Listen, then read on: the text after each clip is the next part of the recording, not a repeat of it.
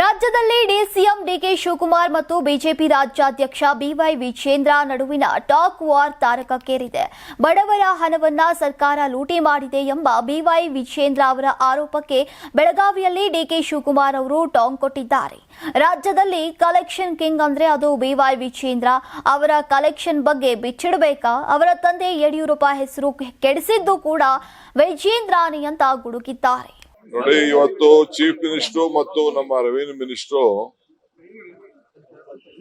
ಉತ್ತರ ಕರ್ನಾಟಕದ ಅನೇಕ ವಿಚಾರ ಏನ್ ಚರ್ಚೆ ಆಗಿದೆ ಉತ್ತರ ಕೊಡ್ತಾರೆ. ನಾನು ಕೂಡ ಇರಿಗೇಷನ್ ಸಂಬಂಧಪಟ್ಟಂತೆ ಕೆಲವು ವಿಚಾರಗಳನ್ನ ಯುಕೆಪಿ, ಮಾದಾಯಿ ಮತ್ತು ಬೇರೆ ಎಲ್ಲ ವಿಚಾರಗಳ ಬಗ್ಗೆ ಕೂಡ ನಾನು ಕೂಡ ಅವಕಾಶ ಸಿಕ್ಕಿದ್ರೆ ಉತ್ತರವನ್ನು ಕೊಡ್ತೇನೆ. ಬಹಳ ಸಮಾಧಾನಕರವಾಗಿ ನಡೆದಿದೆ. ರೈತರಿಗೆಲ್ಲ ಅನುಕೂಲ ಆಗಿದೆ. ಕಬ್ಬಿನ ಬೆಲೆ, ಮೆಕ್ಕೆಜೋಳದ ಬೆಲೆ ಇವೆಲ್ಲ ಕೇಸ್ಗಳನ್ನೆಲ್ಲ ಬಗೆಹರಿಸಿದ್ದೇವೆ. ಸರ್ಕಾರಕ್ಕೆ ಹೊಣೆ ಆಗ್ತಾ ಇದೆ, ಕಬ್ಬಿನ ಫ್ಯಾಕ್ಟರಿವರೆಗೂ ಹೊಣೆ ಆಗ್ತಾ ಇದೆ. ಅದು ರೈತ ಹಿತದೃಷ್ಟಿಯಿಂದ ಕಾಪಾಡಿದೀವಿ. ಇದನ್ನೆಲ್ಲ ರೈತರು ಗಮನದಲ್ಲಿ ಇಟ್ಕೊಳ್ಬೇಕು.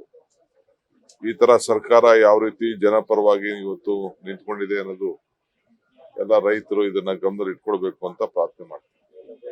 ಸರ್, ರಾಜ್ಯದ ಖಜಾನೆ ಖಾಲಿ ಮಾಡಿಬಿಟ್ಟು ಹೈಕಮಾಂಡ್ ನ ತೃಪ್ತಿಪಡಿಸಿದ್ರೆ ಅಂತ ಬಿವೈ ವಿಜೇಂದ್ರ ಅವರು ಕರೆಕ್ಷನ್ ಕೊಡ್ತು ಅಂತ ಹೇಳಿದ್ದಾರೆ. ನೋಡಪ್ಪ, ಇನ್ನ ವಿಜೇಂದ್ರಗೆ ಅನುಭವ ಇಲ್ಲ. ಖಜಾನೆ ಯಾವ ಖಜಾನೆ ಖಾಲಿ ಆಗಿದೆ? ಯಾವ ಖಜಾನೆ ಖಾಲಿ ಆಗಿದೆ?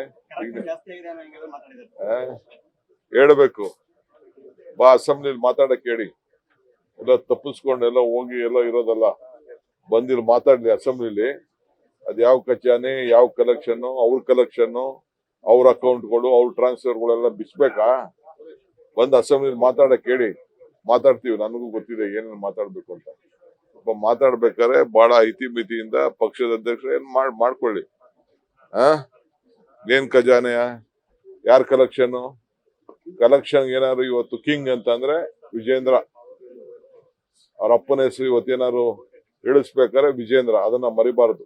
ನೀವು ಸಣ್ಣ ಆಗ್ಬೇಕಲ್ವಾ? ಅದು ಒಂದು ಉತ್ತಮ ಆಹಾರದಿಂದ ಸಣ್ಣ ಆಗ್ಬೇಕಲ್ವಾ? ಪ್ರತಿದಿನ ನಮ್ಮ ಜೀನಿ ಸ್ಲಿಮ್ ನ ಯೂಸ್ ಮಾಡಿ ಯಾವುದೇ ಸೈಡ್ ಎಫೆಕ್ಟ್ ಇಲ್ದಂಗೆ ನೀವು ಸಣ್ಣ ಆಗ್ತೀರಾ. ಯಾರಾಗ್ತಾರೆ ಎಂಎಲ್ಎ ಅಭ್ಯರ್ಥಿ 2028 ಶೀಘ್ರದಲ್ಲೇ.